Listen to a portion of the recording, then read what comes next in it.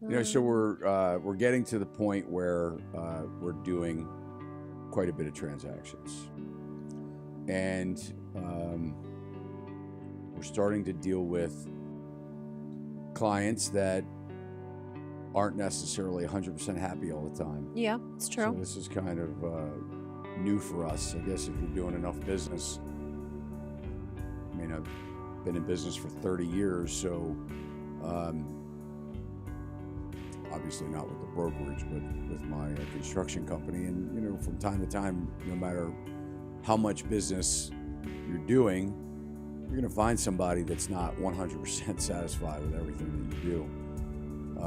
So I guess your question is how am I handling that? Yeah, how do you handle it? How does, without, losing the client, how do you regain their happiness and trust? Yeah, well, I mean, we actually have lost clients. We lost one not too long ago. It sat on the market longer than what we would have liked it to, and we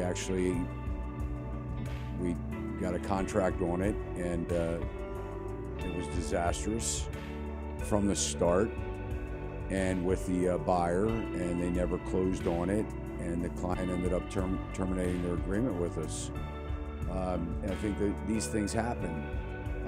If you're doing enough business, it's going to happen, so you can't always save the client. Mm-hmm.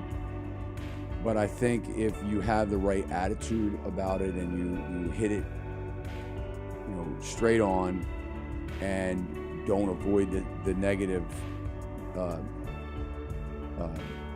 that negative environment, you kind of embrace what's going on and still do the right thing, and try and still provide that best customer service even when they're not happy.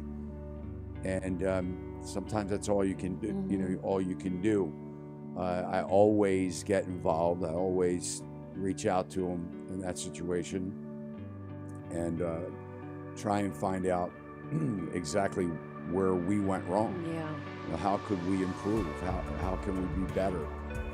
Because certainly the agent's position or standpoint isn't necessarily going to reflect it 100% accurate, and neither will listening to the client be 100% accurate. But at some point, we have to just take the responsibility that if a client is not happy with us or our agent or with the process, we have to own that. Mm-hmm.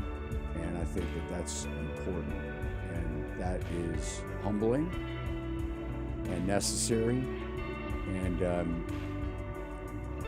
we take those opportunities to It's customer improve. service, and the biggest thing, I mean, I have been in customer service for years, is the communication, and to know that it is hard to make those phone calls when you're dealing with a very unhappy client on the other end. Yes, I can remember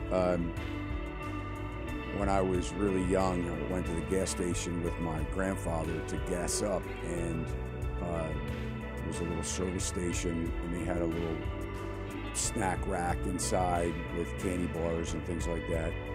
And I remember there was a sign inside of that gas station that said customer service something, and I may be missing a couple things, but this is just my memory of that.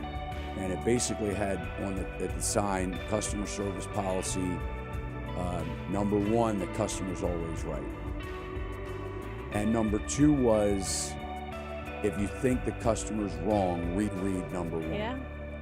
And I think we're missing that a lot in today's business. I think that we have a tendency to get more emotional or too emotional. We allow that to happen instead of really being the calm or the reason, sense of reasoning.